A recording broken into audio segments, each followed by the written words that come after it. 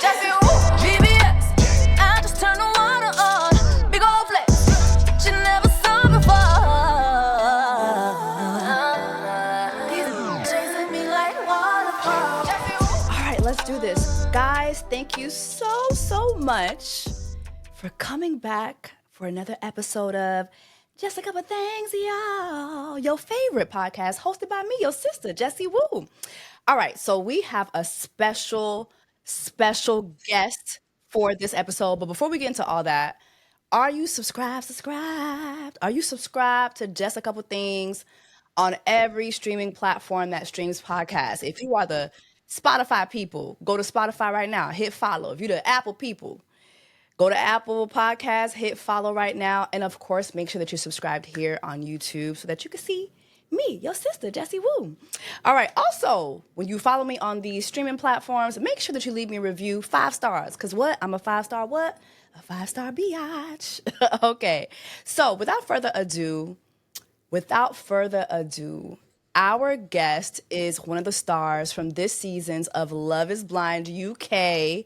And before he comes on here, I'm going to give y'all the speech that your mama gives you before you go to the store. You know what speech I'm talking about, okay? This is a safe place for us to discuss his experience on this show. And I want to make sure that our comment section reflects that. Don't act up, okay? Don't embarrass me. Make sure that y'all keep it cute and respectful in the comment section. And yeah, on that note, I want to welcome Javin Palmer to Just a Couple Things. How are you doing, Javin? Thank you very much. I'm very good, thank you. And thank you for having me. I appreciate it. Thank you for being here. I want to ask you before we get into everything, because I've seen your socials. I've seen the reactions to the show. How are you doing? How are you taking it in? Do you have a support system that is supporting you through this? You know, how are you doing? For real. You know what, yeah? I don't know, maybe it's just because where I'm from or how I grew up, but it doesn't really bother me. Like it's not really bothering me at all. It's quite funny actually. So I don't really look at the comments, but you know, if I got some downtime, like in between meetings, I might troll back for like 5 minutes. And I left my comment section open. I left my DMs open. Wow. I didn't do any of that, like hiding comments and stuff. And I didn't even delete comments. It's not really a big deal. I don't know. Like, really? I live a real life. So when I'm outside, no one ain't saying nothing to me. So I ain't got nothing to complain about. Period. Because, you know, some of your other castmates have not done so, child. I see. Cal, I saw your IG, child. Yeah, some of them. But you know what? I was talking about this with Demila the other day. It's like some people, they handle that differently, you know? Yeah. They may not be used to that. Yeah. I don't know. I come from a background of like, you know, we're sitting there, we're cussing each other. I got brothers and sisters. We grew up arguing, cussing each other, like saying mean things to each other. So comments on the internet, I don't know. I would find it hard to let that bother me. But I understand, not everyone's built like that. So. What's your sign? Libra. You're a Libra, Javen? Oh my God, everything makes sense. Lord have mercy. Have you ever gotten any, have you ever dated a girl and they're like, you're a Libra? And they're like putting all the charts together and everything? Wait. Yes. Yes. Okay, so before we get into the show, let's talk about just your background first and foremost. So we know that you are a coach. You're a health coach. You also were a football player. And I think in the UK, when they say football player, that's soccer, right? Okay. So tell me about that. How did you get into that? And I know you had an injury, and I think that's what led you into coaching. So do you mind just briefing us on that so we kind of get to know your background a little bit better? Yeah, so I played football from a very young age. When I was 8, I got signed by Crystal Palace, which is a Premier League football club. I was there till I was 18. So when I was 16, did my GCSEs, left school, and I went full time for 2 years. And then I didn't get an extension on my contract. And in that same season, I didn't get an extension. I also had knee surgery. And then I had another knee Mm. surgery. But then I actually went to the States. So I went to Georgia State, GSU. So I played D1 soccer in Really? Atlanta. Yeah. So I lived in Atlanta I lived in New Jersey for 2 years and then Atlanta for 2.5 years. And then after that, I had another knee surgery and I came back to the UK in 2019. Mm-hmm. And then 3 months later, it was COVID, lockdown. And then I came back. Obviously, when I came back, I didn't have no money. I had to move back in with my mum. Like, I was basically restarting because I'd been away for almost 5 years. And, in Mm-hmm. that time, all your friends move on. They all got jobs or whatever. So, but I was kind of starting from scratch. So, yeah, in that Mm. time, I was working out what I wanted to do. I'd always been someone that would like train really hard. Even if I wasn't the most talented player in my team, I was someone that I would always train hard. I would stay behind. I would do extras. So coaching kind of just came like a natural thing to me. Um, and then, yeah, obviously COVID was a big kind of like negative period for a lot of people, but actually it was quite a Yeah. positive time for me on a personal level. And then, yeah, after that, so also like a lot of people, I know we're moving forward a bit to the show, but like a lot of people was like, oh, but why are you on the show? You never had a serious relationship. A big Mm-hmm. part of that was actually because obviously when I came back, it was COVID and I was just Mm-hmm. kind of rebuilding myself. It would have been irresponsible of me to even be in a relationship at that time in my life. Um, Mm. and then by the time I felt more comfortable, I was in a more stable position to be dating. It's probably around 2022. So really from 2022 to 2024, when the show was actually shot and recorded, in that 2 year period, was basically when I was really in a more settled position to actually be dating on a more serious level. Because when I was in America, I always knew that I'd come back to London. So I just thought, I don't really, I would feel a bit uncomfortable asking a woman to uproot her life to move to the UK for me. Uh, Mm. so I always knew I'd come back, and I didn't think I would. I never knew. I knew I was never going to stay in the States. So I kind of tried to not do any serious dating while I was there. So that makes sense because like you said, so many people, that was their observation. That was an observation of mine too. When I reviewed, I said, okay, so this man has never been in a relationship. He's never been in love. What's going on? Why is Javin here? Mm, It doesn't make sense. So now that you say that, it does add context. So, okay, so we're going to go back to that. But before we do, you also revealed that you are Jamaican. yes. What is your favorite Jamaican dish? Ooh. You know what? Yeah, it's a little bit boring, but I just love soup. I love soup. I love soup. I don't know. I just love soup. I've always been a soup man. I just love soup, dumpling, plantain in my soup. I just love Really? soup. Yeah, yeah. I just love soup. I've always loved Okay. soup.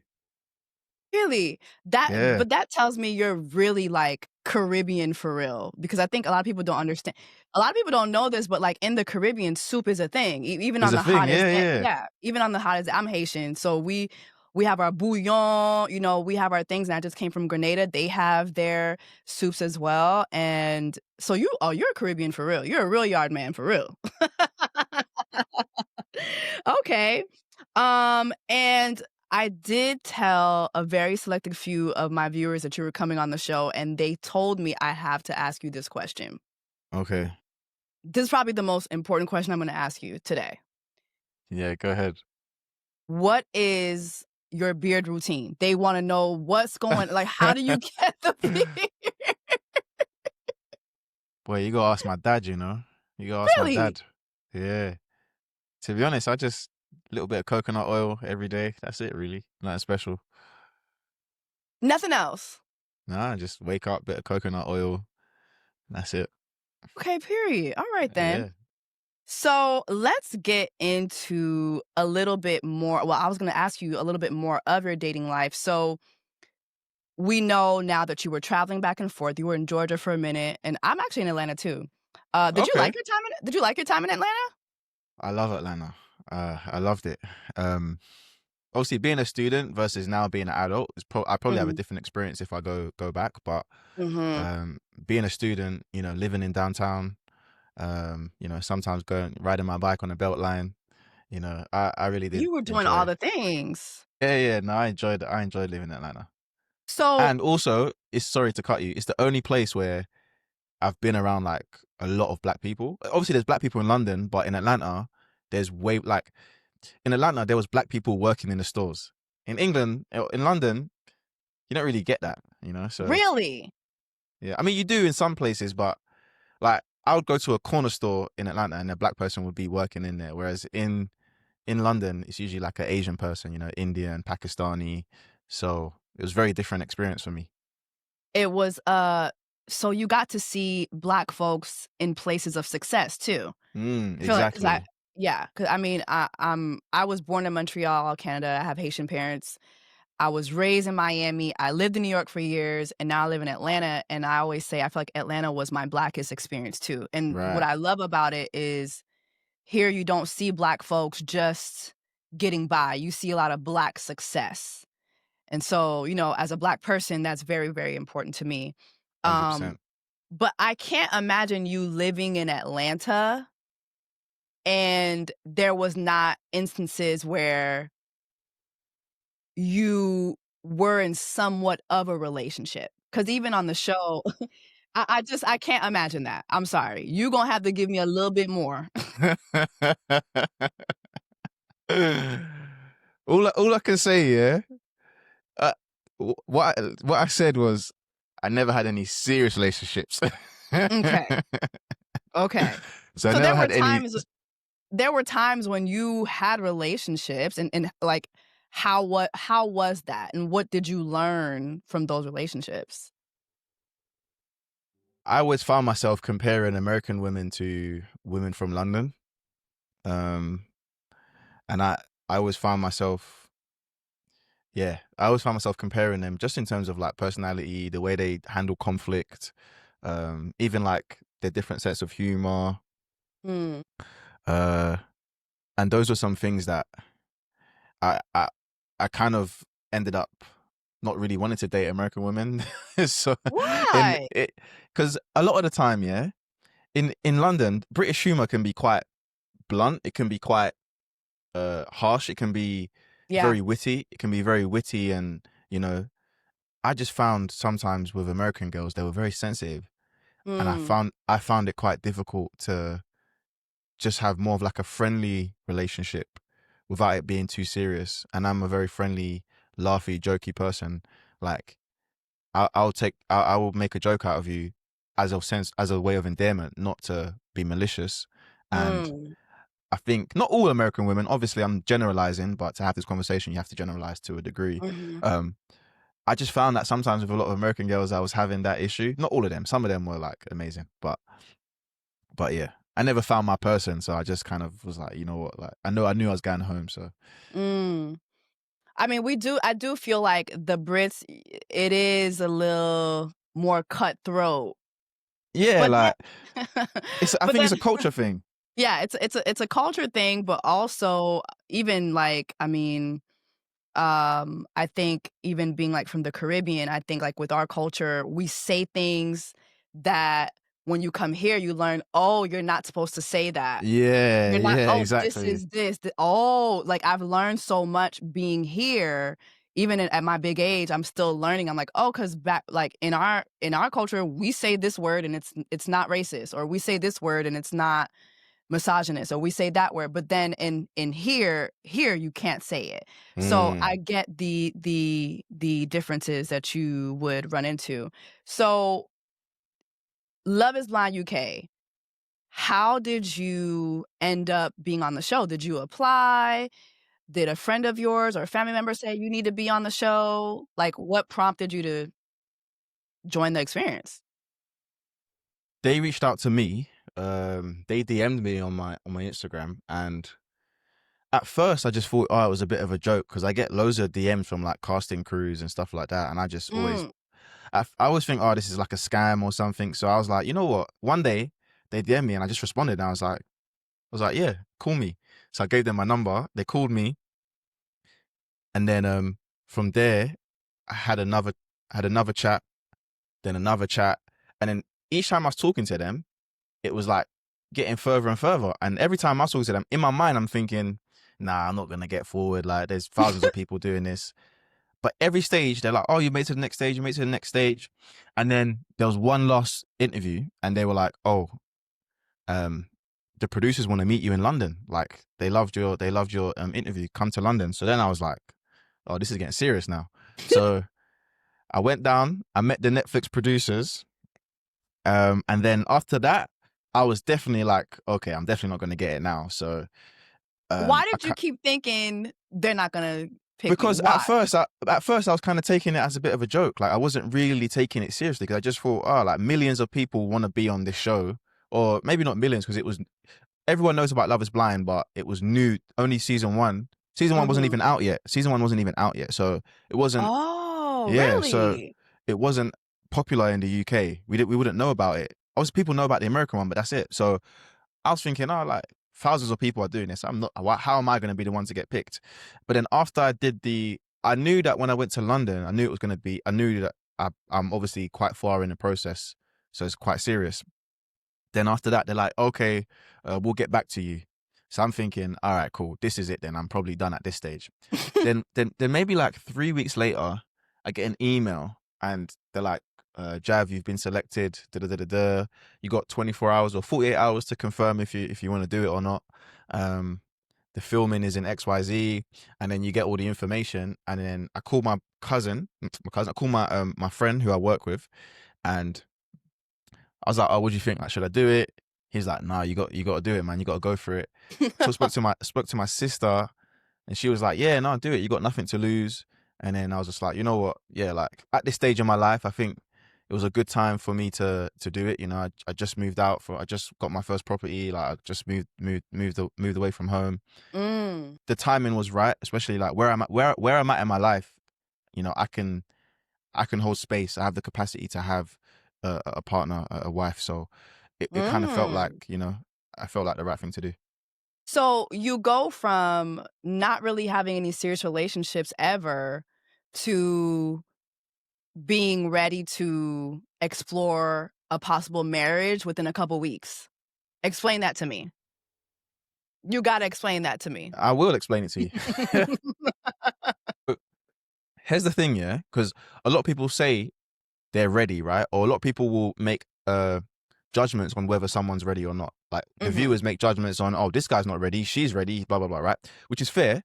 However, whether I think I'm ready or not doesn't matter, because everyone that got married thought they were ready. And as we sit here today, there's only one couple still together.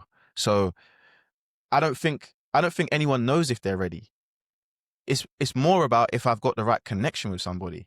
That's more important than if I'm ready, because I might be ready if the right connection appears. So no one's ever ready. People thought they were ready, and they're in the same seat as me. So, I mean, you ate that. I can't. am I wrong? Am I wrong? I mean, you ate that. Can't lie. But still, I think both, like, your critique is valid, but I think there's still a validation to the other critique, which is, okay, why not try in your normal life first versus, okay, this is gonna, like, was this your first attempt at ever wanting to get married? I would say, well, it's not my first relationship, in terms of, it's not the first time I've, you know, been in a committed situation with a woman. Is it the first? Obviously, it's the first time I've ever proposed, or, you know, threw out the idea of marriage to somebody.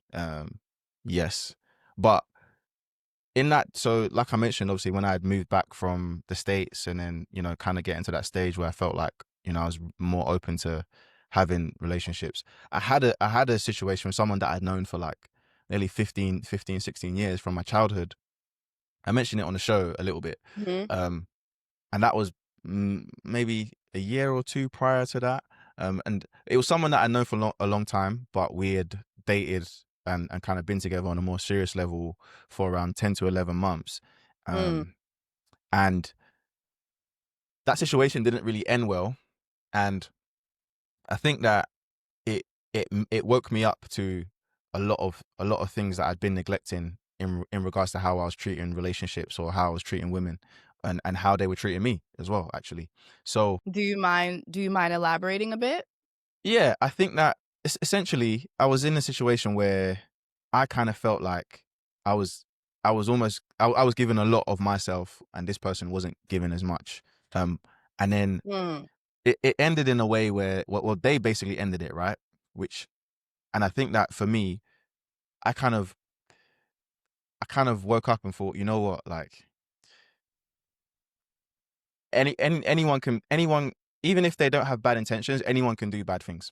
And um not everyone is all sugar and spice and everything nice, right? And I think that Mhm. I was so wrapped up in what was happening that I wasn't thinking about what was happening to me. I was thinking about how I was feeling. And Mm. sometimes you kind of need to have that balance of, you know, what's happening to me versus what am I feeling, and differentiate the two. And I think after that situation, I almost went the other way. You hear a lot about this. A lot of guys that, you know, oh, he got hurt, so now he's like this. And I Mm. went down that way too, where it's like, all right, now I'm just gonna be cold. And it took me Mm. time to even like, all right, let me reopen myself again. By the time the show came around, I was definitely in a much better place, because that was about a year or 18 months later. But that situation just made me maybe more calculated, more analytical with my behavior. Mm. 'Cause would you say, because you say you had never been in love before, but if somebody is able to hurt you that deeply, is it possible that maybe there was love there? Because for you to, even the way you're talking about it now, clearly this was a turning point for you Mm. in your, relationship history. So is it possible that there was love there? I think that at the time I felt like I loved that person. Yeah, I felt like I loved that person. Mhm. Looking back, I don't think I was in love though. I Okay. felt like I loved that person, but I don't think I was in love. Let me ask you a question, and this is so, like, Cancer of me, but I do pay attention to, like, signs and everything. What I have realized with Libra men is that you all are more vulnerable and more vulnerable, especially when it comes to love, when you are in intimate settings. Is it possible that in that situation, that person was able to tap into a more intimate side of you that caused you to be more vulnerable in that situation versus other relationships that you've been in? I think it's twofold. One thing is that because I'd known her for so long, I'd known her since I was like 14, there was that familiarity that, you know, there was we was very, very comfortable with each other. Which then leads to what you mentioned, yeah, like that obviously because of that, we was able to be more intimate, and also we was able to just enjoy each other's presence without needing to do things, because I'm not someone that I don't need to do things all the time. Sometimes I can love you by just being in your space. You could be upstairs, Mm, I can be downstairs. You could be on your laptop working, I could be downstairs watching TV, but I'm content knowing that you're in the building, you know? Like, mm.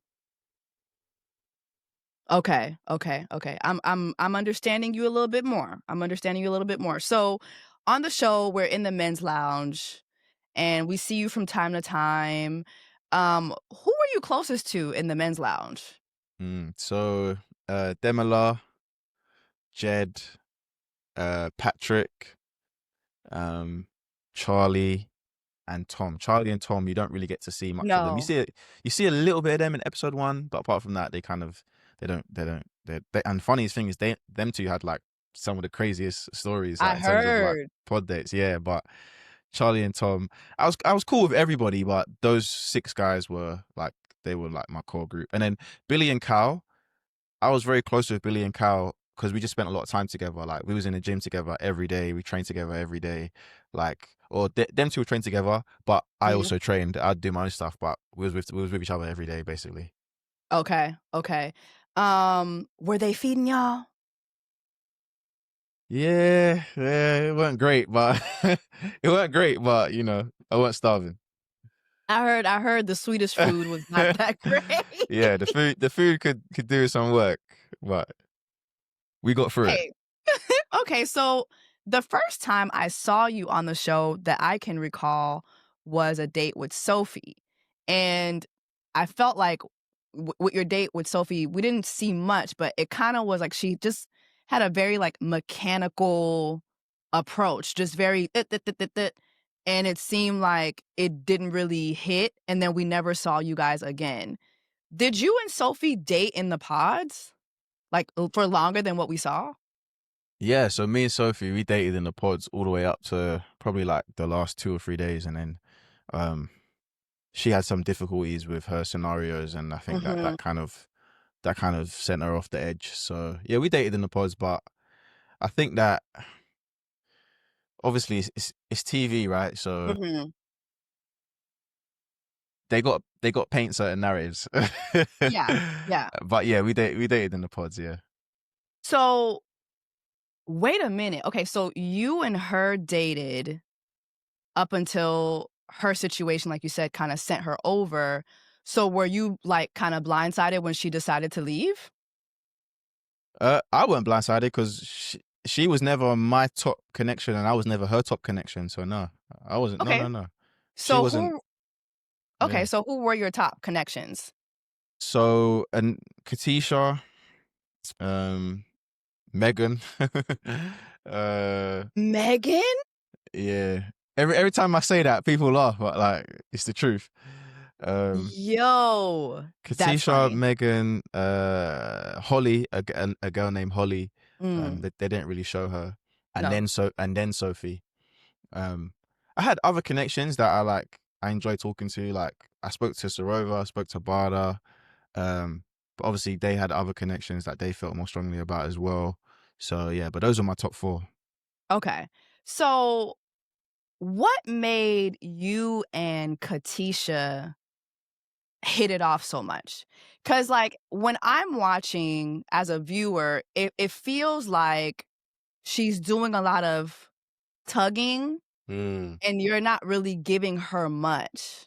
So yeah. can you kind of fill in the blanks for the viewers? Like, what made you guys hit it off? Yeah. So, something I've kind of been mentioning, I've made a point to mention is like a lot of what you guys don't see is just as powerful as what you do see, right? And what you guys see is maybe 5% of what really took place.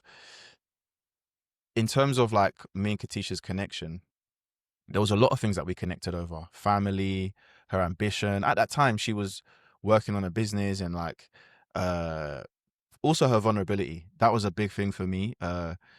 I would say that the way that I felt about her, the way I was describing it is she was like the complete opposite to me in the way in the way that her softness and the way she approached things. I can Mm, sometimes be quite a callous character, and she was very soft, and I kind of felt myself being pulled towards that.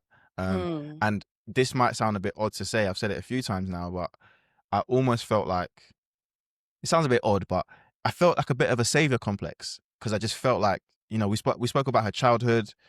There was some things that she shared with me, and I was like, oh, okay, like I feel like I could help her, like that's just how I felt. Um, and my only gripe with the way that it's presented is like you guys don't really get to see any of that. It's almost like I'm watching it. I'm like, I wouldn't pick me either. The way yeah, it's presented to the viewers, but obviously we know because I even saw something the other day where someone's like, Katisha's still back in Javen or da da da da. She won't put him down. The reason that she's not gonna put me down, just like I would never put her down, is because mhm, we know what really took place. Do you know what I mean? mhm. Um, yeah, there was a lot that connected me to her. Okay, because for me, I was just like, "Sister, what do you see in this man?" Like, I felt like you weren't giving her much, Right. and then there was this one conversation where I guess, like, everybody was required to talk about intimacy, and you were asking her about, "Hey, like, what are some things that you need?" Because as for me, in my Jamaican household, Imma need to do it every day, and I said, "See, there go Jamaican men being dangerously horny again. One thing about Jamaican men, y'all are dangerously horny. I said, when he said this to Katisha, Katisha was like, yep, he's it. He's my husband. But you know what though, yeah? Even that, like the show, there's that date is like an hour and a half, and they've pulled that one part. And obviously, they can only show so much. So obviously, I respect the process, but you got to remember they can build a narrative in any way possible. Remember, all of us are talking about sex. Yes. Everyone in there is talking about sex. Yes. So, but who do they show talking about sex? Me. So that's what you, as a viewer, you've got to think about that.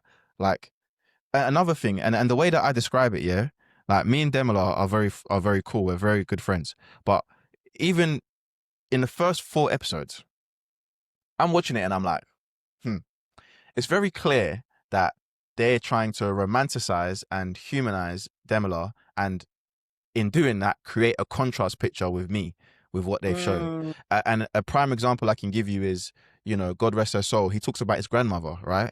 And how that affected him. And that was like a bonding moment for the viewer and Demila. Like, wow. I had moments where I spoke about things in my life too, in the pods, but they don't show it. So what I'm saying is, the way that it's portrayed to you, you got to remember they have to tell a story. In every story, there's a protagonist and an antagonist. There's good guys and bad guys. And it's a classic trope of storytelling. They have to tell a story to make it look like it's this person against this person. So you do have to bear that in mind. Yeah, when you say that too, it does make me think about the fact that, yes, because like everyone is required to have conversations. I mean, the show's been on for so long now, and I've interviewed enough cast members to know that you all are prompted to have certain conversations. And then like things, you know, you converse naturally, but you're prompted to talk about certain subject matter.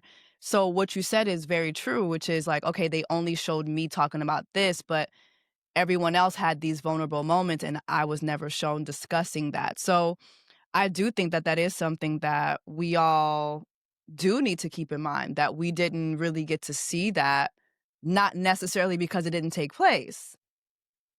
Yeah. And like, don't get it twisted. It's not like I'm sitting there saying, oh, Netflix hate me or anything like that. Like, they don't hate anybody. At the end of the day, we're all characters in a show they're trying to create. It's more just about how do they tell the best story. So, because if they really hated me, they could probably show worse things. I said crazy things in the lounge to the boys, like you could cancel me today with the stuff that they probably recorded of me saying. So it's not that they hate. It's not that they hate me or anyone. It's just that they got to tell the best story, and I gave them enough ammunition to tell the story in that way. So, well, you know what? I gotta give you your props for that. That is like a level of accountability that I think that more folks should have, like, including me. Like, yeah, it's like, you know what? Yeah, they could have shown other things, but they showed what I gave them. So I do think that's very commendable of you to say. So you're in a love triangle with Demila and Katisha. And there was a date where she mentioned that Demila had been making some grand gestures. And we saw that your reaction to that was like, hey, like, if that's what he's doing, that's what he's doing. If you like that, you know what I mean? Like, go over there. Like, I'm not a love bomber. I was interested in knowing, like, why you felt that grand gestures was love bombing. Again, you got to bear in mind what you see versus how much was said in that moment. It's not that I view grand gestures as love bombing. It was the way that it was described to me. And then obviously I go out in a pod, and the way they make it look is as if I've made that comment in front of Demila, because they cut the scenes. Oh my gosh. I was like, oh my gosh, why is he saying that right in front of Demila? Is he okay? No, it didn't happen like that. Okay. And also, I wasn't just talking about him, because basically at that stage, people had been giving out gifts, right? They've been giving gifts. We saw Kieran do it. Right. We saw Billy I didn't even know you could give gifts. I didn't know that was a thing that you could do, like go to the producers and say, hey, I want to give this person a gift. I didn't know that was a thing. And on top of that, there's a day where we all have a special date, right? You may remember there's like a scene where Billy's got the cowboy hat and all that stuff. Yes. Right? So we all do a special date on the same day. My special date, and that's towards the end like of the dating period. My special date was supposed to be, I requested to have some Jamaican food brought down for her because she's half Jamaican. She'd never even had Jamaican food. She's not in touch with that side of her family and culture. Wait. She lives in Scotland. Oh, that's so true. Right. She is grew a up and Scottish lived in girl. Scotland. So Lord have mercy. I requested She ain't that, never had no oxtail and rice and peas. Girl, what's going on? Like, she never had no ackee and saltfish, nothing. No ackee and saltfish, no boiled dumpling, no yam, no green banana. So I'm like, what can I do to give a cultural experience that would, like bring us closer? So that's what I requested. But because of the location of where we were, they called me in that day and they were like, yeah, you don't want to give her this food. Like it's not hitting. So the date that we have, and it's funny because it's the day that she tells me she's going to go with Demila. All they did was basically a rum punch and flowers, which I'm screaming. Now wait a damn minute.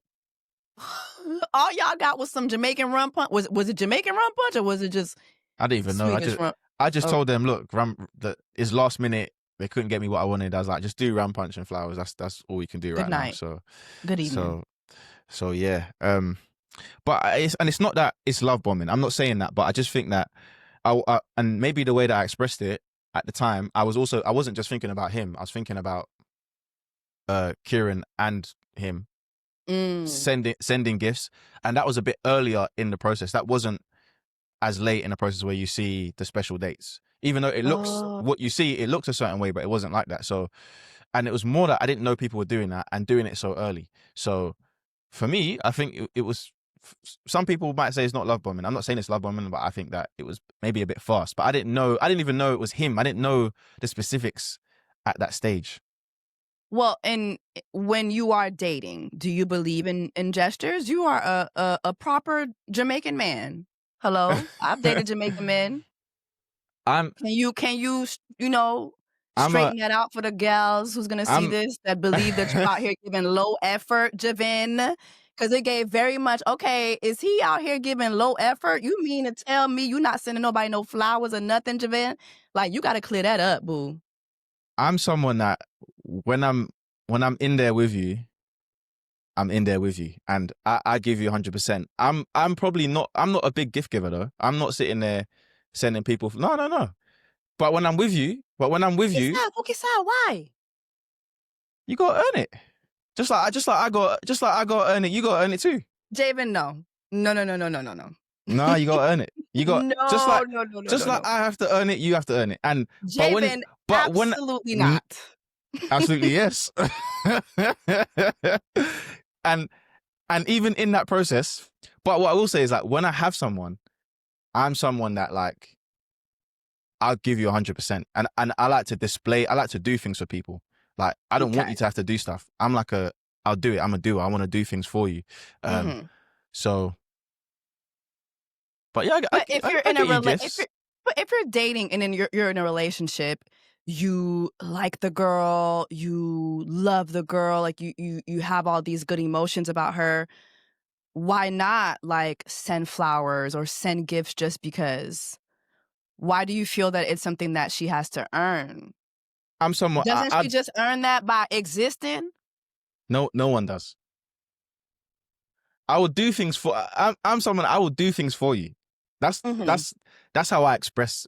Like I will do things. You say, Jav, I need you to come here and be here at 9 a.m. and take me to the airport. I like to do things for people. And that's just the way that. That's the way that I see value in things. And I'm glad I said that because sometimes there are people that do that. They do send this, send that, send this. That doesn't mean that they value you. That's not a display of value. Actually, a display of value is me making your life easier as much as I can. In my opinion, that's my opinion. I'm not saying that's right, but if I can make your life easier, to me, that is more valuable. Okay. So in your mind, you feel that grand gestures doesn't equate the person actually truly caring about you. For you, me caring about you is me doing for you, is lessening your load. That's what you're saying. That's a great way to put it, yes. Cool. So I feel like we kind of touched on this, but was there any level of competition between you and Demila when it came to Katisha? Like when you learned that, okay, things are getting very, very serious over there. Did you ever feel like you needed to step things up? Is that why you got her the flowers for that date and the Jamaican food that never came and the rum punch that didn't punch? Well, the special date is not your choice anyway, so that's just a part of the dating process. So, Okay. because I've seen people say, "Oh, I only got flowers because he got her flowers." Firstly, I didn't know he got her flowers. Secondly, I didn't have a choice anyway, so I didn't decide that. But the competition side of it, you know, it's funny people say that because in the same breath, you guys see an interview where I say I don't compete for women. So I don't really get why people say that because I literally say in the scene before, "Oh, I don't compete. If you want to go, if you want to go with Demila, go with Demila. If you want to go with me, go with me." In terms of like me and Demila, we didn't have like a verbal agreement, but we kind of respected each other's space in a way that I didn't come in there in back from a date and discuss anything with him. He didn't come in and ever discuss anything with me. And my mindset towards that was, well, I don't want to affect his dates. And I don't want him affecting my dates. So that's why I kind of took that approach, basically. There were times again where she would say, "Hey, my connection over here is really strong. This is what's happening over here." And it felt like she was kind of fishing for you to step it up. And what I did like about you, which I feel like a lot of people, here's my thing. I feel like when somebody tells you what it is, you really need to just listen. And I think that that's what's missing for a lot of people when they're watching you and Katisha. Because I know there's a lot of context missing, but I feel like I saw enough to know that she would say certain things and ask for certain things, and you would basically be like, "That's not going to happen over here." So for me, maybe you can fill in the blanks and tell us, maybe was there something that you were saying that we didn't see that made her hold on to you despite you saying, "Girl, I'm not gonna love bomb you. Okay, I'm not gonna, okay, that's nice that he doing that. I'm not doing that." Like, is there something that we didn't see? Obviously, in terms of us having like deep chats and intimate moments and sharing more about our lives, obviously you guys didn't get to see none of that because they didn't put any of that in there. But in terms of the way that like the sequence of events of like her saying to me, "I'm gonna go with my other connection," because I feel like that kind of gets overlooked because you got to remember the day She before, did say that. yeah, the day before proposals, she basically rejected me, and that's how I took it. I took it as, oh, okay, I've been rejected, and you notice I just say, okay, that's fine, no problem. I'm like, if that's what you want to do, that's the best thing for you, no problem. I'm gonna stay here and finish my drink. Everyone's saying, oh, I'm manipulating her because I finished my drink. What do you want me to do? At that stage, people were running out the rooms. I ain't gonna do that. I'm gonna enjoy my drink. You gonna have your little rum punch? Was it rum punch? What was it? It was rum punch. It was rum punch. Good so night. I was like, all right, let me enjoy my drink, no stress. And then so I just felt that for me. Hold on. Sorry to interrupt you, but you said you're going to drink your drink, and she stayed. And she stayed. You said you were going to drink your drink, and she stayed. That's why I'm saying, because as a viewer, I think I was in the very few that was like, okay, Javin, yes, he has his things that I don't agree with. There's some things that you were saying that I just didn't really care for.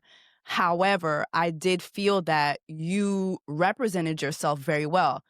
This is who I am. Take it or leave it. Okay, this connection over here is better. Go there. But as I'm watching that scene, I'm just like, okay, why is my sister still here? So in your mind, as you're drinking your drink, what's going through your mind about what's happening? That's a good question. That is a great question. At that period, basically, I say, yeah, you know what, I'm going to stay. I finish my drink. And then what did I say? I said, but you can go if you want to. And then she says, no, I'll stay and finish my drink too. Then I'm like, okay, cool. You know what? Like, let's go back over the notes. Then this is where the edit makes it look like I only had 2 lines of notes. No, I had pages and pages of notes, which we sat down and spoke about. And that filled up most of the date time with us. Like, it was like going down memory lane. So it was more than what they showed. Again, they we showed didn't you see 2 that. We snippets. just saw 2 crusty ass notes. I was like, All that right. girl. Boy, they got to make someone be the bad guy, innit? So there was pages and pages of notes, right? Okay. And we're going back and forth. And also they don't show you this, but she's reading her notes back to me. Like, so we're going back and forth about all our notes. They don't show any of that, right? Oh, wow. And then, so you asked me what was going through my mind. That was your question. Basically, after that, like going back and forth on notes, and that was like a long time because we had a lot of notes, right? And then I'm getting up to go, and she says, "Oh, I feel a little bit disconnected from my decision." Right. I'm like, she did say that. Oh, what does that mean? I'm like, what does that mean? You can't say that now. And this is me as the date's over. They're telling us we got to leave. I'm like, yeah. What does that? I was like, what does that mean? You can't say that now. Like, I'm about to go. And then so that part had me confused because in my mind and in my heart, I'm like, all right, I'm going home now because this is basically the end. So she says that. So she's left a little sliver of hope that maybe I may continue. But as far as I'm aware, I'm number 2. And I know Demila's number 1, and that's fair enough. So basically, in that period of me leaving the pod from that date where I've essentially been rejected, that morning, I packed my suitcase that morning, and basically I said to myself, all right, what I'll do is I'll go in the pod and I'll say goodbye because she deserves that at least. I'm not just going to go home and cry by it. Let me just say goodbye and good luck to them two. That was to her and Demila. That was my mindset going into it, which is why I made the comment that the only way that I'm getting married is if she proposes to me. Because I'm like, well, you rejected me, so I ain't staying. What am I staying for? So now hold on, because that pissed me off too. Why? Because you are Javin. If you reject me, what do you want me to do? You think that I'm gonna be this ain't 2000s R&B. I ain't getting on my knees singing in the rain. You're gonna have to come to me. Javin, no. You know what, Javin? Absolutely not. But why? Because if you reject me, I ain't chasing you. You reject me. All right, cool. See you later. I'm gonna go home. It's not about necessarily chasing. It's about like, okay, this is the experience. And what does it look like for a woman? Like, come on. To like, I know I said that, but, will you marry me? No. That is just not it. Come on, Javin. No, come on now. You have to admit that's just not it. That's not it. The comment was like tongue in cheek, as we say. It was a tongue in cheek comment. But I meant it though. I meant it. I know you meant it. And I know you still mean it now. Yeah. I meant it. I know you still mean it now. But okay, so you said what you said. And, I guess like in your mind, well, as far as you're concerned, you're not seeing what the viewers are seeing. You didn't know that she had told Demila, don't worry about my decision. It's me and you. Like, you had no idea. So you go back in the pods and she basically lets you know, hey, not only am I choosing you, but even before you made any comments about proposals, she told you, like, kind of in her own way that she would do it. What was going through your mind? Yeah, so right before I go in there, I was saying, like, that last day is the most tense day ever. That lounge is like, it's like being in a courthouse where someone's about to get sentenced. Yeah, and I had made that comment about she's got proposed to me the day before, and I just made it again. So I'm going in there like goodbye time. So I get in there, and what they don't show you, but I had about maybe 5 or 10 minutes just me kind of going on a bit of a monologue, explaining like, this has been a good experience. I got love for you, really enjoyed this, but obviously I can't be anyone's second best. I'm going to go home, but I wish you the best, blah, blah, blah. and then she cuts me, and then she says, she says, you know, like, if it means that I'd have to propose for you to stay, then I would. Then I was like, oh no, I can't let you do that. Like, I'm not gonna let you do that. Something along those lines. She didn't say those specific words, but something similar to that. And then That's the sequence of that conversation? yeah, and then I'm like, oh, like, I can't let you do that. I know I said it, but I can't let you actually do that.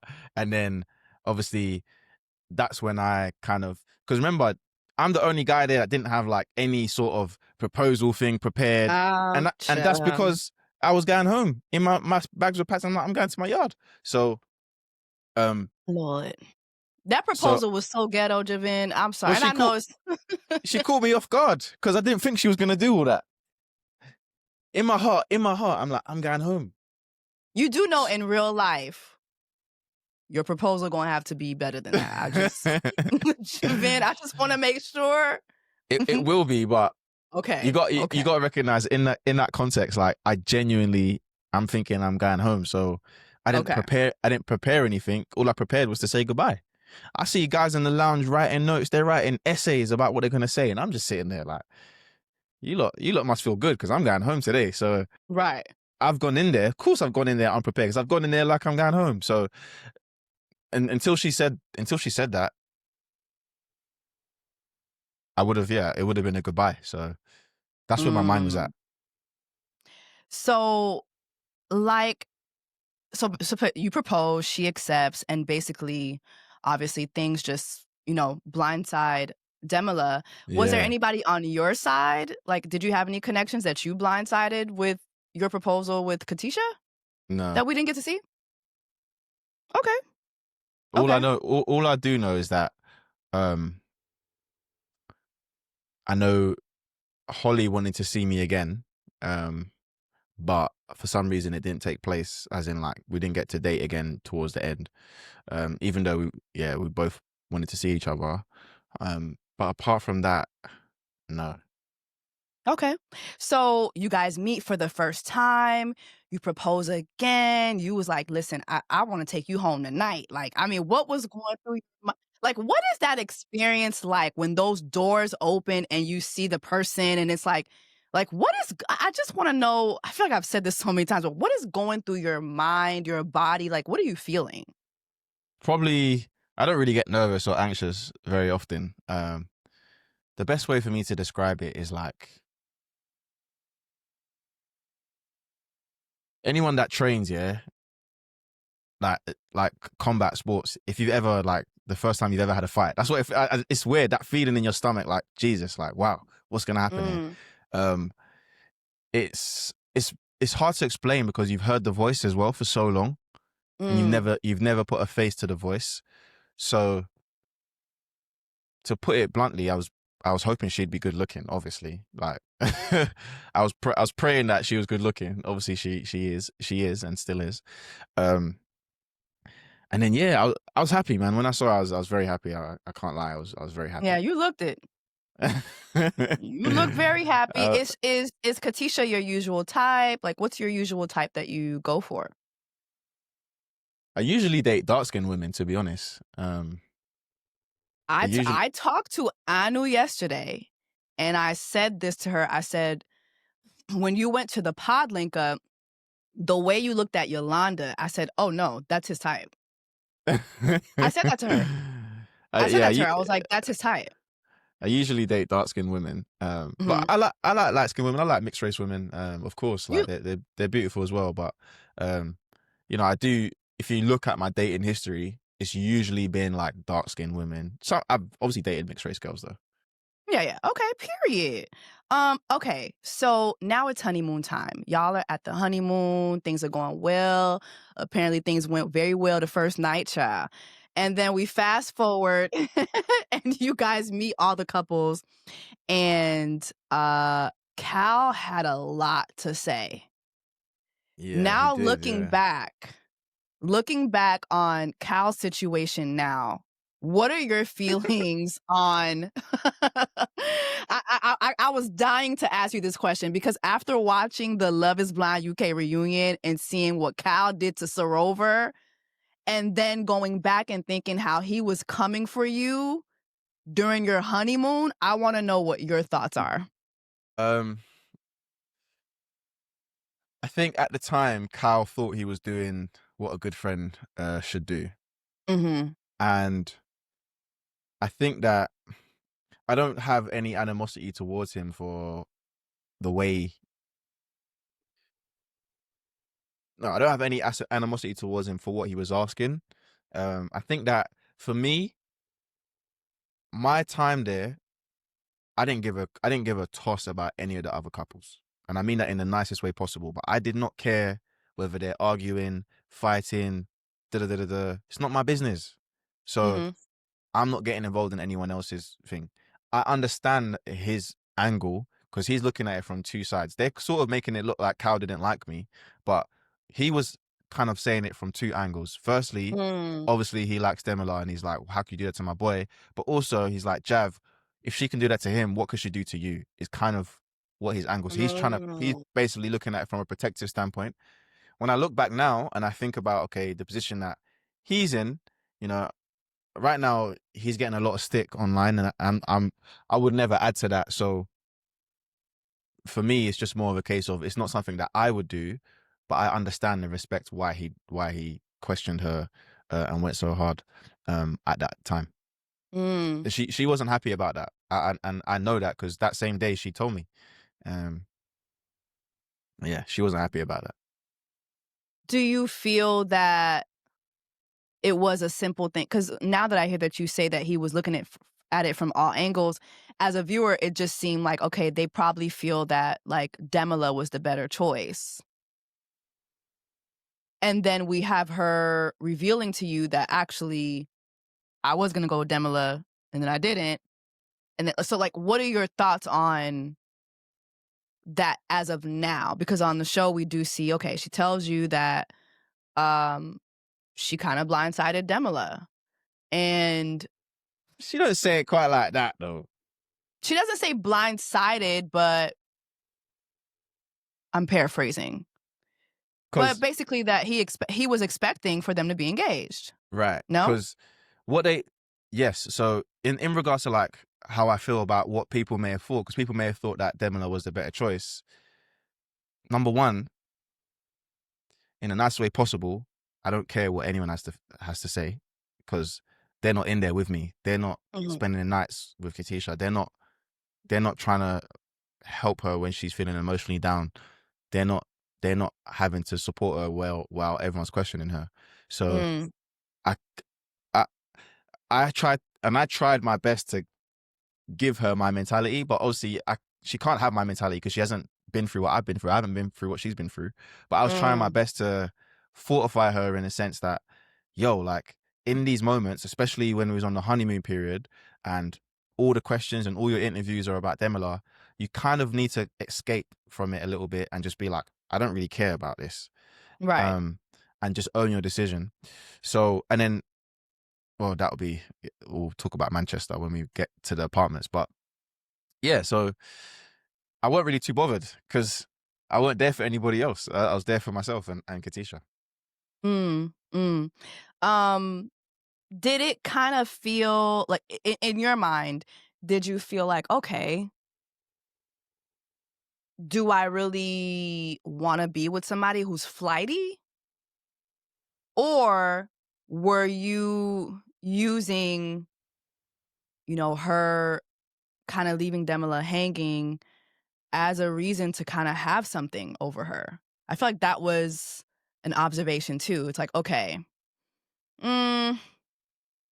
let me just use this. Let me put this in my pocket just in case I need something. Like if something goes down, I could be like, well, you know what I mean? Like, Yeah. Well, I'm not that type of person anyway, because I'll take you at face value.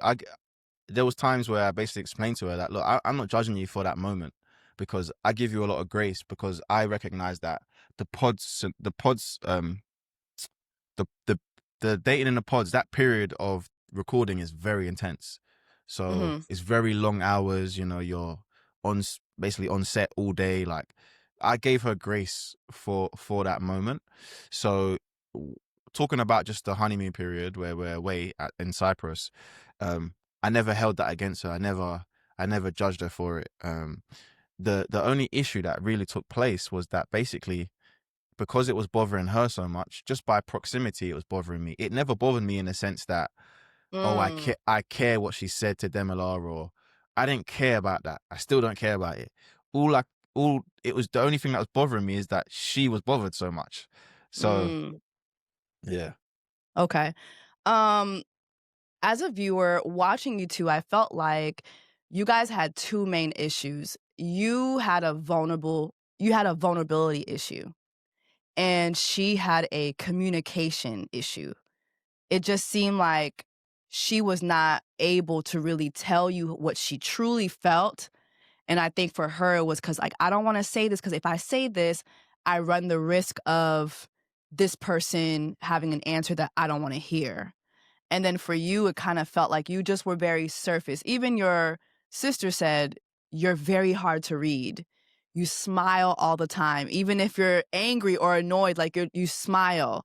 Like, so how are you guys addressing those two main issues in ways that we didn't get to see? Yeah, so it's I would say it's multi-layered, because you make a good point about not necessarily the vulnerability, because it was something I even said at the pods, like, there's a difference between being open and being forthcoming. I would say I'm not very forthcoming, but I am open. So if you come to me and you want to know something, you'll hear it. But I'm not going to run to you and tell you anything, because I don't need to. I don't feel like I need to. And I don't like to burden people. So, but I'm open. So if you want to know something, or you feel like you need to get more from me, you ask me, you tell me. And and then so when people say, "Oh, you wasn't very vulnerable," I don't view it that way. I understand why people may say that, but again, there's a difference between being forthcoming and being open. And for me, yes, I'm not forthcoming, but I am open. And in regards to the communication piece, I think that, again, you asked about what viewers don't see. There was a lot of moments viewers didn't see. And that's probably me and Katisha have been maybe a bit disappointed about that. And we've spoken about it to this day. And it's just that a moment I can give you, for example, is, when I go to Scotland, there was a bit where we go to Scotland and we're on the riverbank, and we're both laying down and we're having like a picnic. And, I expressed to her, this is getting close to the wedding, and I expressed to her that, yeah, like, I'm feeling very conflicted.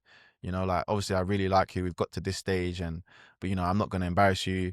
I'm not going to go to the aisle and say no. Like, if we get there, I'm going to say yes. But if I don't feel like we're ready to get there, then I'm not going to waste your time, and we'll just turn around and call it quits. But I expressed to her that right now I'm feeling very conflicted about it. And then I expressed that it was because of our communication. On top of that, we spoke about her childhood and about her race, and how her being like the only mixed race person in Scotland, how that affected her growing up. And I was talking to her about, like, I can't even really relate to that, because in London there's black people everywhere, and I don't know what it's like to be the only black person or mixed race person in school or something like that. And just having like very deep conversations about that. Obviously none of that gets shown. You guys don't get to see any of it, but those are the things that for me would have made the viewers kind of see that, no, we are connecting, we are having these conversations, we are. And even though that conversation, like me talking about being conflicted, that was all one conversation about the race and her growing up in Scotland and stuff like that. That was all one conversation, but that wasn't necessarily a positive conversation. But it was an endearing moment. It was a moment that made me kind of feel more open towards her as well, because I was like, wow, I can't believe you've been through this, and I couldn't understand it. You know what I mean? What do you say to people who watch the show and are like, man, did Javin like this girl? Like, what do you say to people who have that question? Yeah. Because, there are some scenes where, by the way, Javen was very late for this interview, child. It is almost 10 p.m. your time? Yeah, it's late. On the show, you said you are in bed by 9 o'clock. Everyone keeps asking me about that scene. You are in bed by 9 o'clock, and you have Katisha saying, I would like to eat dinner together. You're like, together? Eat dinner together? Like, it just, it made it seemed like, okay, what is, like, does this man like this girl? Does he like this? So, like, what do you say to people who have that question? I understand the way that looks, but that wasn't the full. We came to a middle ground. That wasn't the full thing. But what Okay. I would say though is I meant what I said in the sense that like I probably wouldn't be able to eat dinner with you every day because I work for myself, right? I don't clock Mm-hmm. in 9 to 5. Sometimes when you work for yourself, anyone that works for themselves knows. Sometimes there are days where you don't leave this laptop till midnight. Sometimes because you're like, I got to get this done. I got to get this project done. There are days like that. Obviously, not every day is like that, but there are days like that. But also the way that it's shown versus like the way that we came to a middle ground, you didn't really get to see. But you know Okay. that particular section, yeah, I hold my hands up. It sounded a bit nuts. It was Um, nuts. no, It was nuts. I accept that. I don't argue against that. It was nuts. But did you like her? Okay, yeah, sorry, that was your original question. Yes, of course I liked her. I don't think you Okay. can get that far in the process and not like somebody. I think that would be quite difficult. Were there difficulties along the way? Of course. There was a lot of difficulties along the way, but I enjoyed being with her. I enjoyed being around her. And I think that sometimes I even think, because she asked me that question in the reunion. And to be honest, I was a little bit disappointed that she asked that question because it was almost like she's watching the edit and forgetting the good times that What we had. really happened? Because I remember as well, yeah. This is when obviously I'm watching it and I know that this is not really what happened, but there's an episode, it's either episode 5 or episode 6, where the episode starts with like Jed and Barda doing the buggy date, Kyle and Sarova doing the mud massage, Kieran and Megan on the cruise, and then And Billy and y'all just Ashley on the having what? waterfall, and we're just doing nothing. And I'm like, no. Yeah. That, I'm so happy you mentioned that. that didn't happen like that, because you know what that is? That day, everyone gets a special date. Mm-hmm. And our special date, we had like a lunch on the beach, and that was our special date by the seaside. And I'm like, why didn't you guys show that? Like, we had a beautiful date. Like, why didn't you show that? So that's why when people say, oh, you know, did you really like her? And even when she questioned it in a reunion, I was a little bit disappointed by the way she did that, because it was almost like you forgot what happened too. But I didn't forget, Yeah. because I know what took place and I know the good and the bad. So of course I liked her. I wouldn't have got that far. I could have left a lot earlier. I could have just been like, F this, I'm going home from the minute we got back from Cyprus. So yeah. Yeah, you definitely give me a fuck this, I'm going home. You definitely give me that. Okay, let's go to the Pod Squad link up. So many things happen in that episode.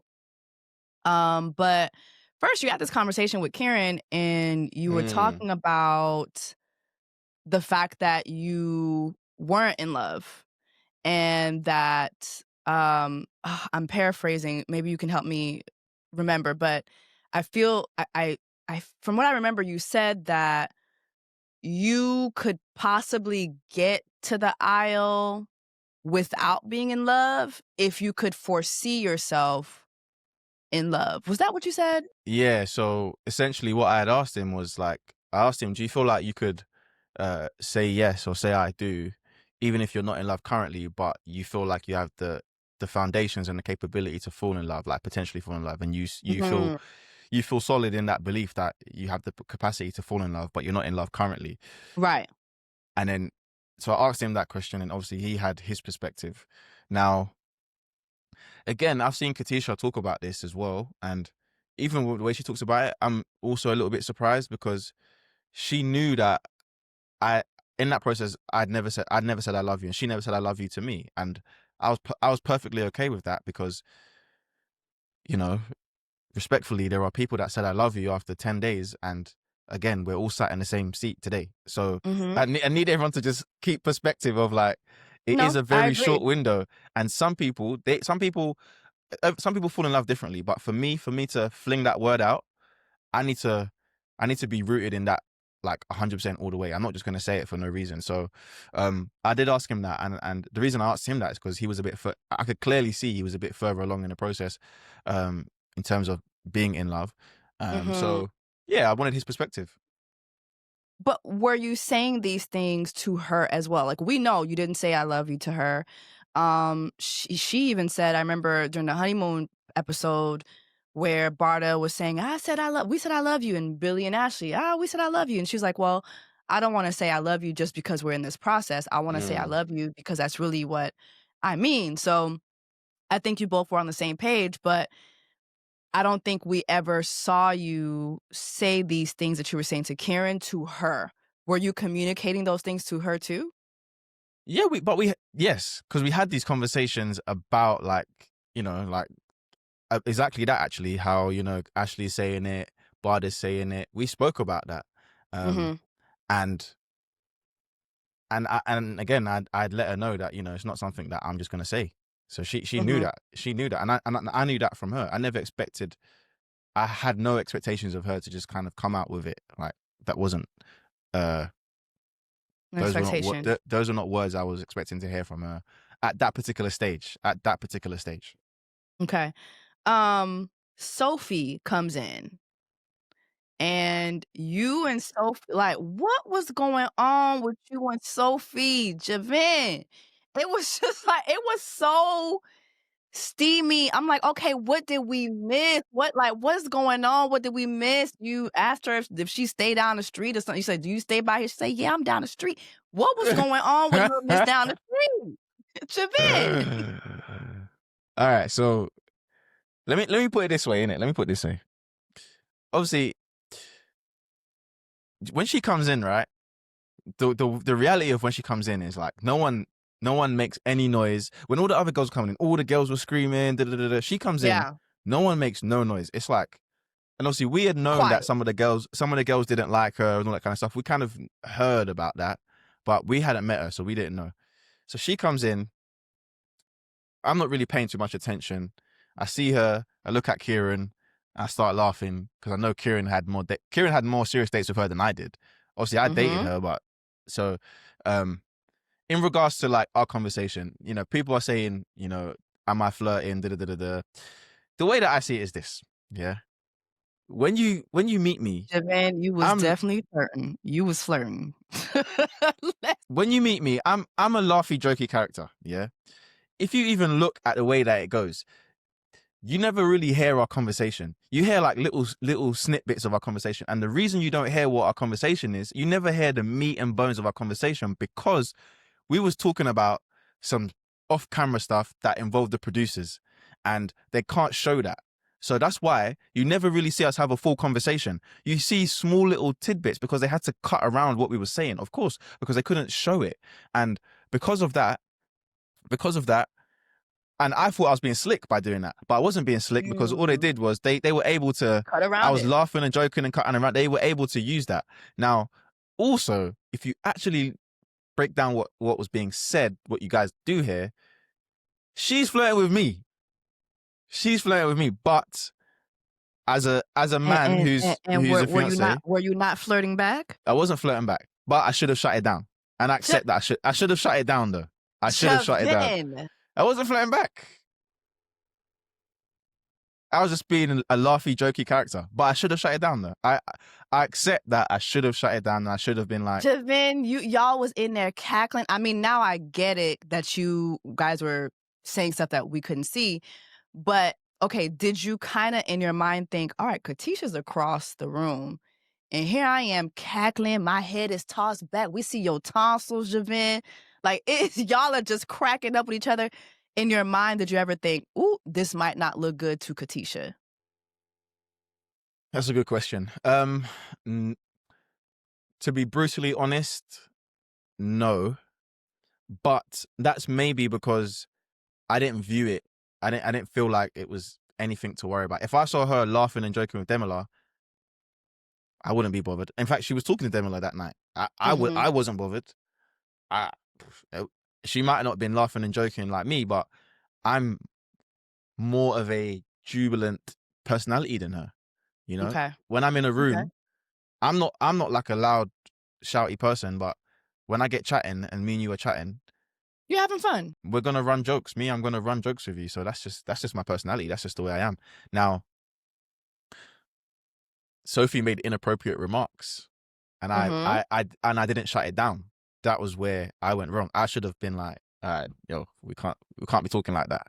So that's where I can hold my hands up and be like, yeah, no, that was incorrect. I should not have behaved in that way. So, yeah.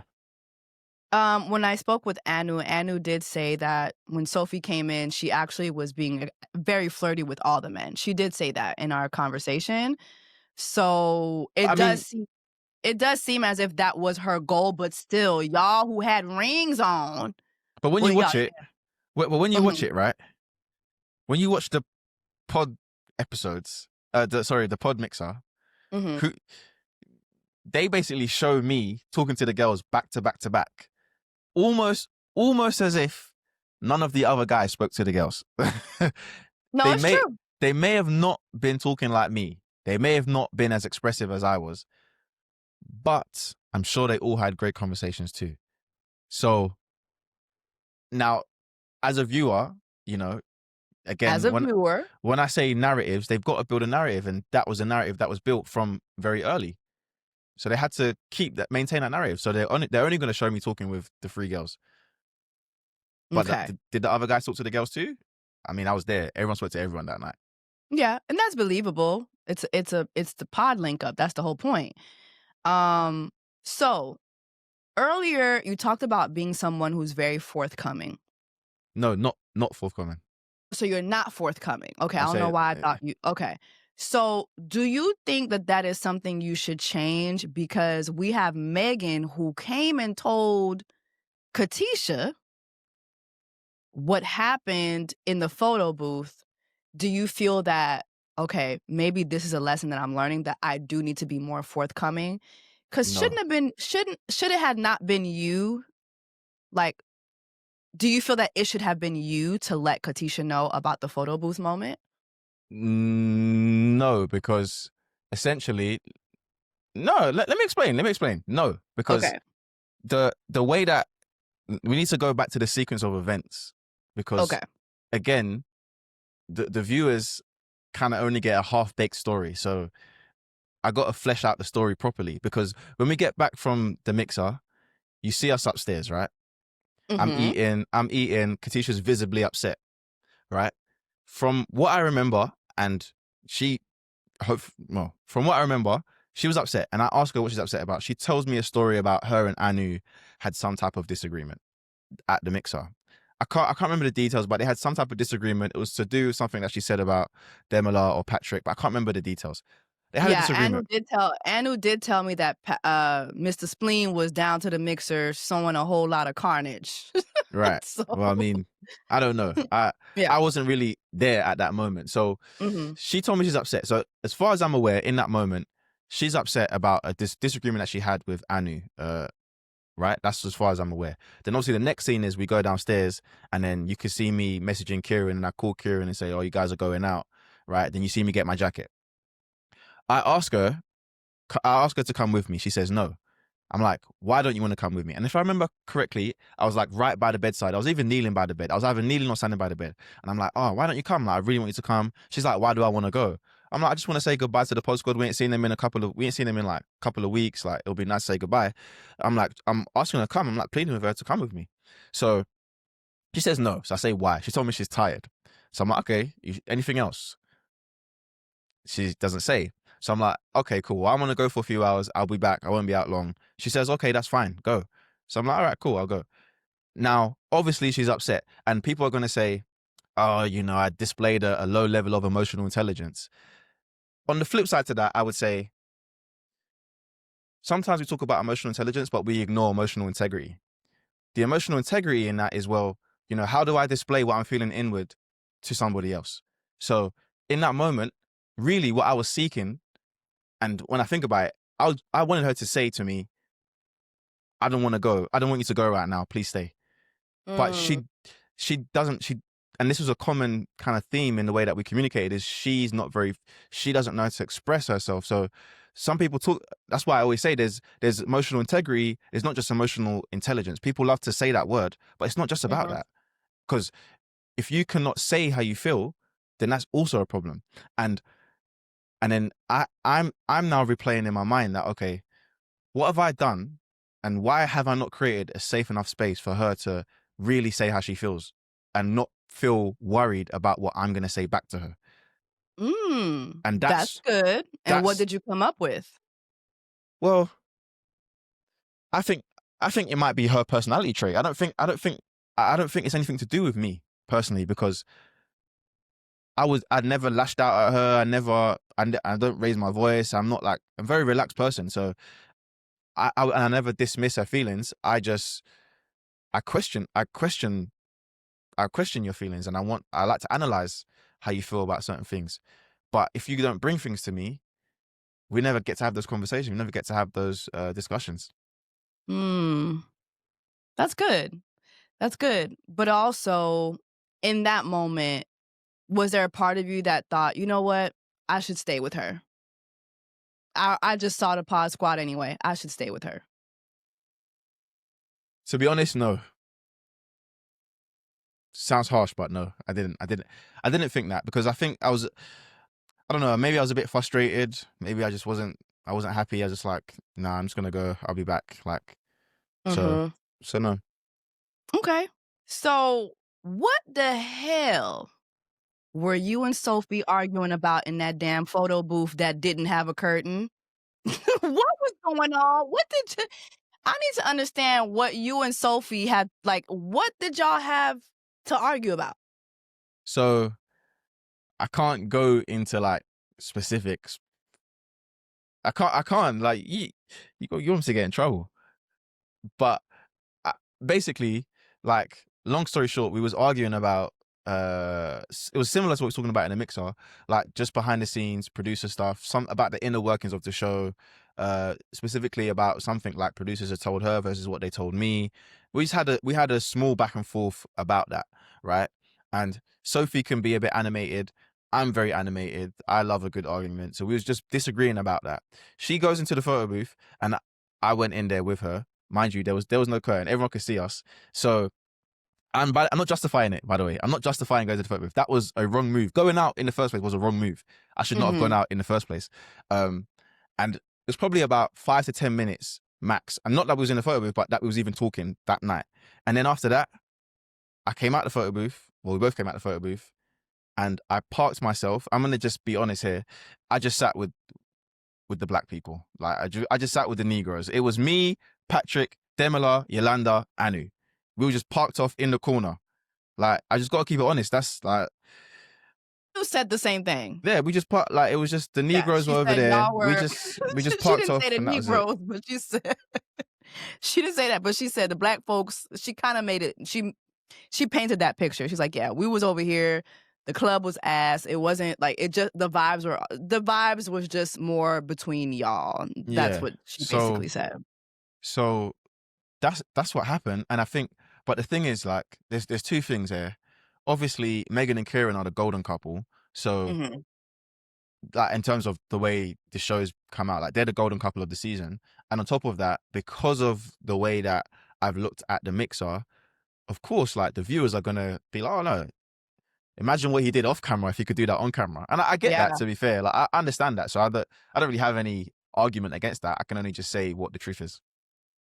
But I think just my only thing is, okay, so y'all were arguing about basically you guys' experience with each other. Maybe you guys were what?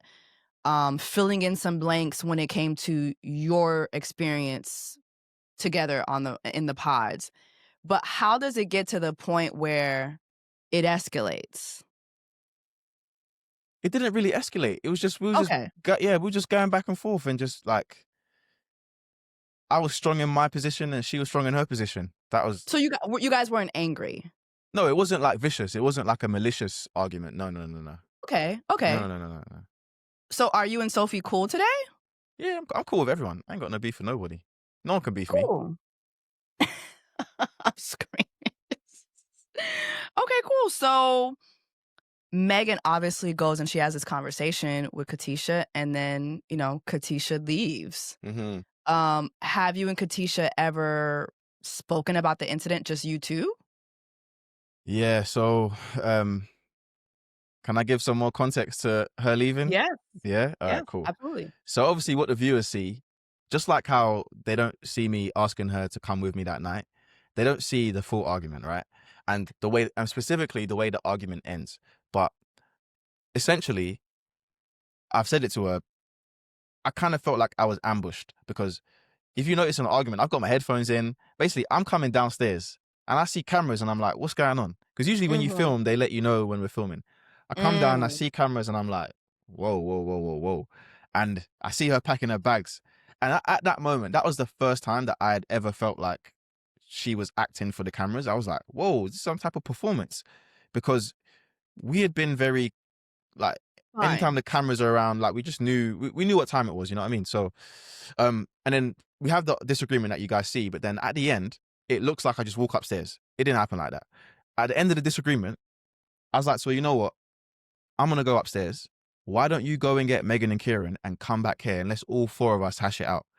So you wanted to talk about it immediately? Yes, that's what I requested. That's what I asked for, and that's what I told her to do. I was like, okay, if you believe her, go get them and come back here. I'll be upstairs. Because there was no point arguing with her, but going back and forth. Like, it didn't make sense. So I just said, go get them, come back. I'll be upstairs. That was the last time I saw her. Well, for the show, that was the last time I saw her. And then, you know, I messaged her the next day and I told her, look, that felt very performative. That felt like you was putting on a show. You'd never done that before. And, you know, she said that without saying too much, you know, she wanted to come back, you know, without saying too much, she did want to come back. But basically the way that the filming works, it wasn't going to be possible for her to come back. Yeah. So, that was it. But she wanted to come back and I would have been happy for her to come back, mainly just to have the conversation, even if she still wanted to leave. It would have just been to have the conversation of like what really happened. Because the only thing that disappointed me was that, you know, she never really gave me an opportunity to explain. Say my piece. And it doesn't matter whether she believed me or not. At least I get to say my piece, and then you can do what you like with that. But that's the way it goes, man.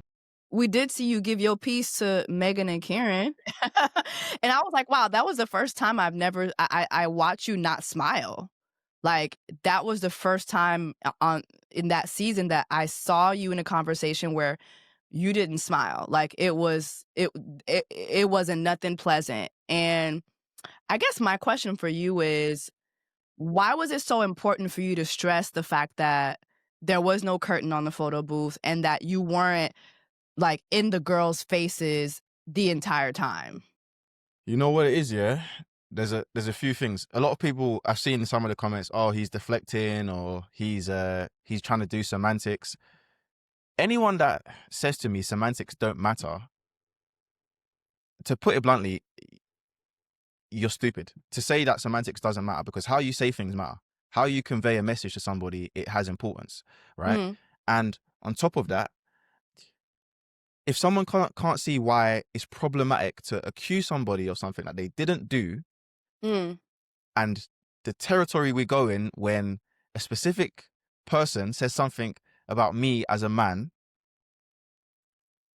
whether and the curtain doesn't matter in the sense that, of course, I shouldn't have gone in the photo booth, and I said that, yes. But if you can't see, and I'm trying to speak, I want someone to read between the lines here. If you can't see why saying that about me is problematic, and it's not true, then I need you to just kind of just do some introspection, maybe, because there's a reason why it's problematic, and there's a reason why there's multiple. Yeah, there's a reason why I harped on about that. And then to add to that, to not take accountability, even at the reunion, again, I'm not begging for an apology. I couldn't care less. It's done. It's over a year. It was a year ago now. So I don't care about the apology. I've got their phone numbers. If I really want it, I can call Megan, I can call Kieran and be like, hey, you guys owe me an apology. But to not take accountability for it, and it just got brushed over, and they were adamant that there was a curtain, right? Yeah. For me, that is problematic on a few layers. And it doesn't take a rocket scientist to understand what I'm trying to say without saying it. That's all I want to say on that. Well, I'll say it for you. There's definitely some, you know, racial tones. There are some sexual tones. There are some, you know, even because as a viewer, without this conversation that we just had, I was thinking y'all was in the photo booth just doing something, you know, crazy, yeah. And you know what I mean? And so the connotation of that, when you have Sophie, who is obviously a white woman, you're a black man, what's going on? You know what I mean? Like, it just kind of has this, it has multiple undertones that are very problematic. And so I do think that, yeah, you were owed at the very least, hey, we were wrong. We were wrong. And, just to make it clear, it wasn't that we saw you guys necessarily in a heated argument where, hands are like, you know what I mean? Like, I think context does matter. Context does matter. And I do think that you are absolutely right about that. I do like that you also take accountability for the fact that you shouldn't have been in there. Yeah, no, You I've know what I said mean? that. Like, there, Yeah, I it said that. just, yeah, you said that. And so I do like that. I definitely respect that. So at the reunion, you have Cal and Sorover, who, first of all, there were a lot of times when they panned over to your face, and my God, like, there's so many memes. It was gold because it's like, as a viewer, I have to say, watching this season, you didn't look good. You just didn't look good. You didn't look good. And again, I've said this to you in this interview. There were some things that you did that I was just like, yeah, what's going on? Like, but to get to the reunion and to see that, oh, he not the villain that you got about 3 villains up here. Like, what's going on? And then again too, you ain't got to say this, but I'm going to say it for you.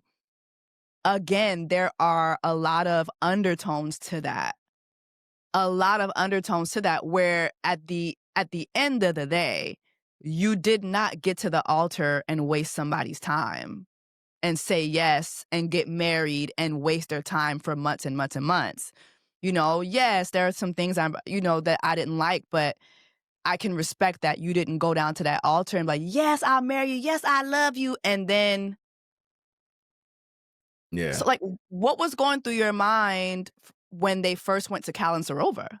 So obviously I had known probably about a month before the reunion, so not that long, but I'd known that the 2 other relationships had broken down, but I didn't know the details of it. So everything I'm hearing from Sorover and Ashley was the first time that I'd heard the stories behind how it broke down. I knew they'd broken down, I just didn't know the story behind it. So I was shocked. I wasn't shocked that they broke up because I knew, but I was shocked that, like, the way that it happened. Yeah, the details. Yeah. So that's what surprised me. A lot of the times in the crowd, I'm looking at Demila. Me and Demila are looking at each other because he's sat down in the crowd and I'm on the stage and I'm looking at him. And yeah, so I was very surprised to hear about Cal and Sorover. Oh, and I was sad as well. Like, to be honest, I was sad. Like, I was sad for them, not just her, because I think that I understand. It's a very big female audience, and I understand the sympathy that a lot of the women kind of garnered. But I've got to back the guys and say it takes 2 to tango, and I think that sometimes we're just piling on all the guys. We're piling on Billy, we're piling on Cal, and they're getting all this hate on TikTok and Instagram and stuff. But it does take 2 to tango. And a lot of the times, I'm not saying that what the guys did was right? But a lot of the times, sometimes when we overextend how much of a victim we are in this situation, it ends up making the guys, it demonizes them even more than really what took place. And I'm not saying it's right or wrong. I'm saying obviously what they did was wrong, or how they went about it they could have done things better. I agree.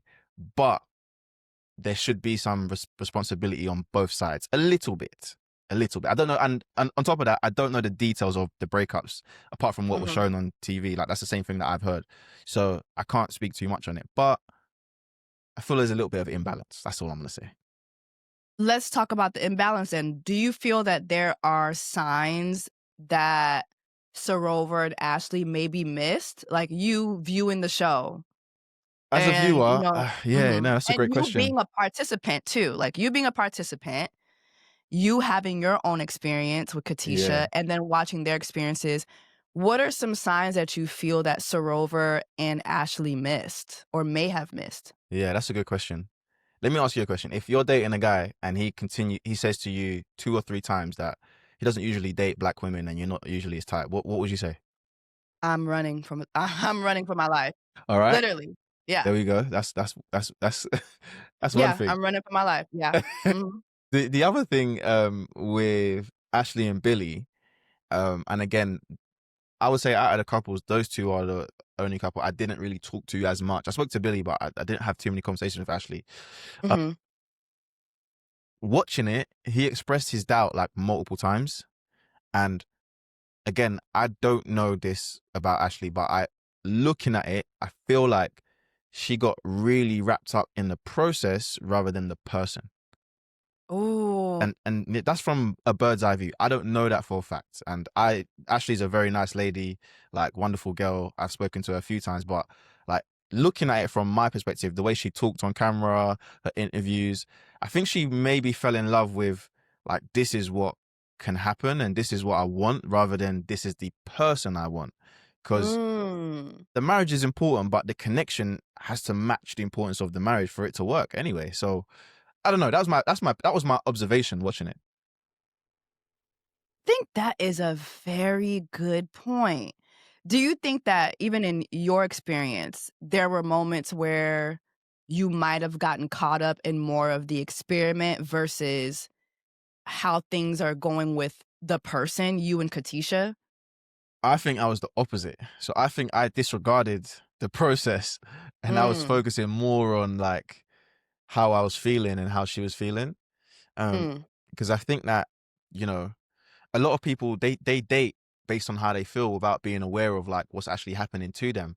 Um, and I was trying to understand.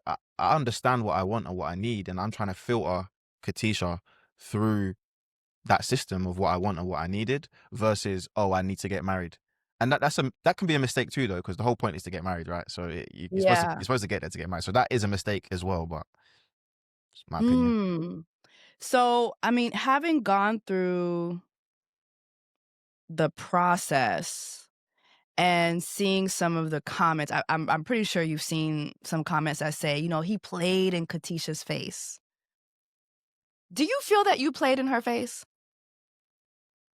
And No. she said at the reunion, she said she was oftentimes confused. And again, as a viewer, I feel that I saw enough from you to know where you stood, even from the pods.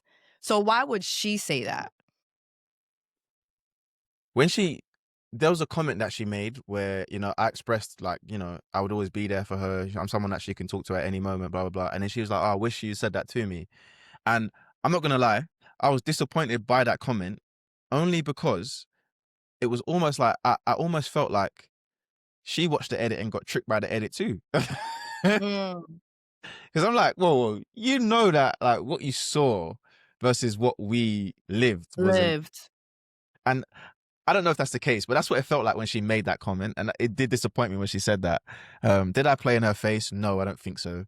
I think, again, and I understand why people would say that, but just like I mentioned about like the bit where we was in Scotland and we had those deep chats, I was very, very honest about how I felt throughout the whole process. There was no point in that moment or in that process where I sat there and said to her, you know, I'm gonna,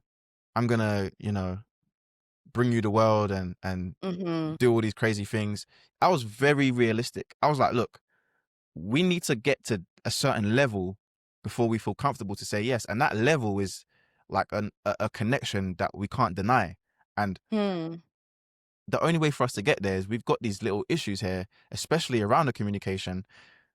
And I don't think we can get there until we fix this, because this, for me, this is very important.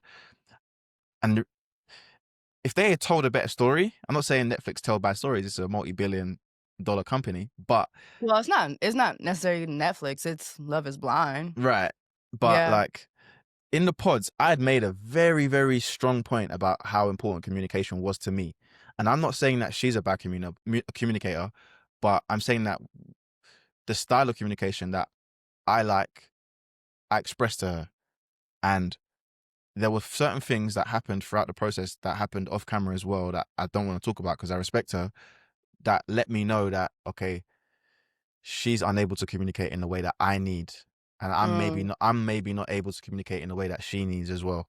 Um, and So for me, I just feel like when people say, "Oh, I played in her face," well, there's things that you guys didn't get to see, and Mm. that's just the way that's the way it goes. So, I mean, you've gone through this experience. You're back outside. Do you think that being on this show was a good decision for like your future relationships? Like, do you kind of worry about how, you know, women now would perceive you after seeing the show? Like, how do you think this is going to affect your dating life?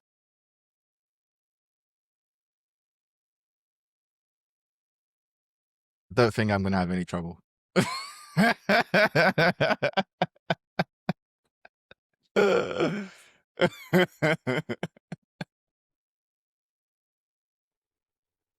You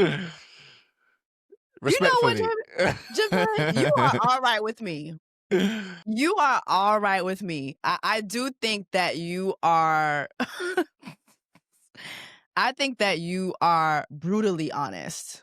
Brutally honest. And I do feel that it's going to take a certain type of woman that can handle that. A Right. woman that can hold her own. I don't think you can be just with any type of woman. Do you date Jamaican women?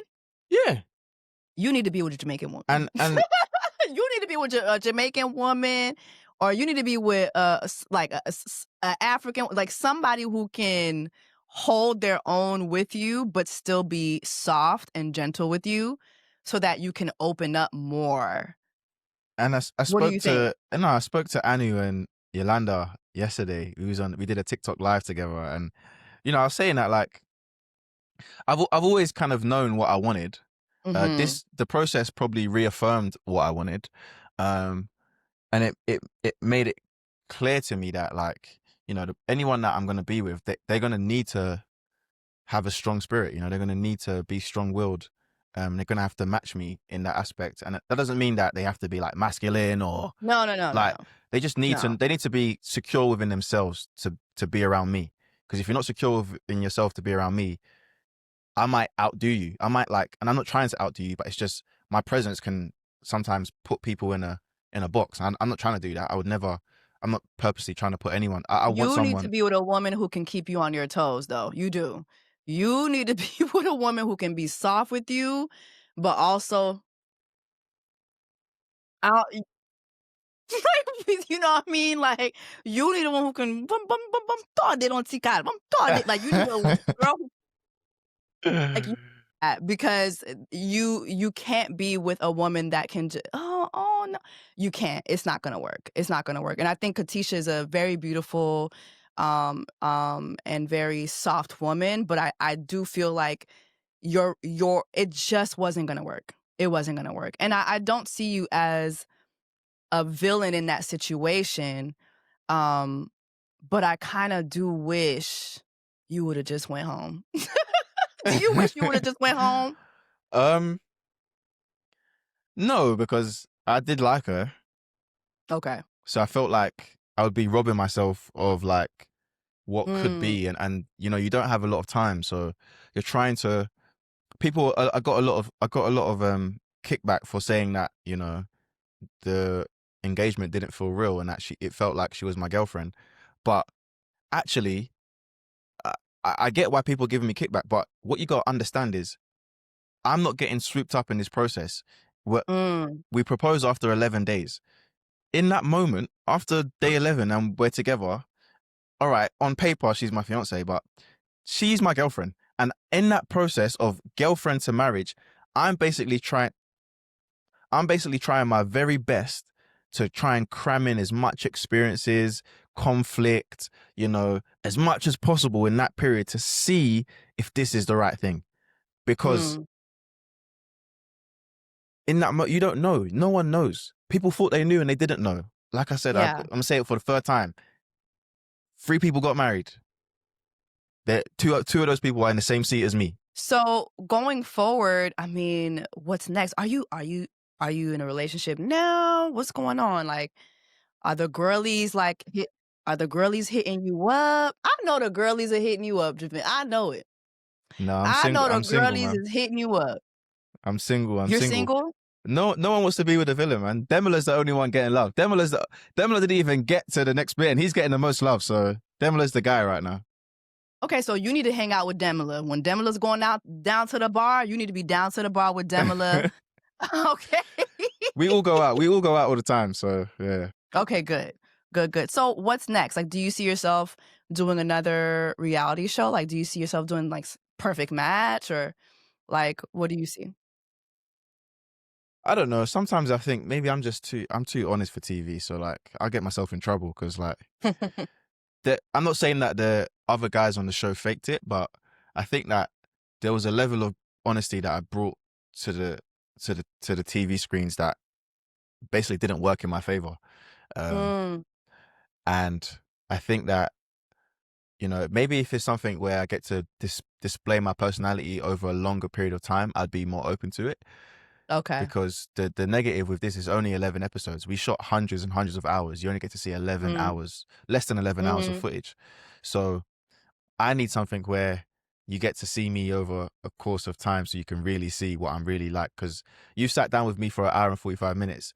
Everyone I've spoken to since coming out of the show is like, you're completely different to how you are in the show. And I'm like, well, you didn't get to see much of me in the show. So yeah, I agree. Well, we'll see what's in the cards for you, and like, let us know how we can support you. Where do we follow you? Do you have any like endeavors that you're working on? So at the minute, obviously my Instagram, my TikTok is just my name, Javen S Palmer. I'm working on trying to build up my YouTube channel. So I talk a lot about like black issues in the community in the UK. So like, Good. you know, like fatherless homes, helping young boys, different type of issues, crime, you know. So Y'all got daddy issues in the UK? yeah, especially in the Caribbean community. So really? In the UK? Yeah, it's actually very bad. So I spend a lot of time making content around that and trying to see how we can improve the dynamics within black families. Okay, good. That's really, really good. Thank you. Definitely going to support that. We'll definitely make sure that we follow you. I want to thank you so much for even taking the time out to talk to me. I know like y'all be having y'all little restrictions, but I'm really happy that you trusted me enough to talk to me, even though you was late, but you made up for it in the time that we spent together. I apologize. It won't happen again. It's okay. You made up for it. So, I mean, guys, make sure that you follow Javin. Javin, tell us again where we follow you on every social media platform. TikTok and Instagram is Javen S Palmer, all one word, all together, no hyphens, no underscores, none of that stuff. And my YouTube channel, I don't actually know what my YouTube channel is. If you just type in Javen Palmer, it'll come up. Yeah, it'll come up. Okay. So okay. Well, thank you, Javin. Thank you so much. Thank you for having me. It's been a pleasure speaking with you. And, you know, listen, it was a joy watching you. I'm not going to hold you. I feel like this season of Love is Blind UK was like a roller coaster. It was very entertaining to me. So I definitely feel like with time, you'll see like opinions will change with time. Social media is very much like that. One moment it's, oh my God. The next one is, you know what? I like him. He wasn't that. Trust me. So I wish you all the best in all your endeavors. And to everybody watching right now, guys, thank you so much for tuning into this episode of Just a Couple Things, y'all. Make sure that you subscribe on every platform that streams podcasts. And until next time, take care of yourselves and each other. Javin, take care of yourself now. Thank you. I will. And we're wishing you the best on everything you do. Bye, everybody.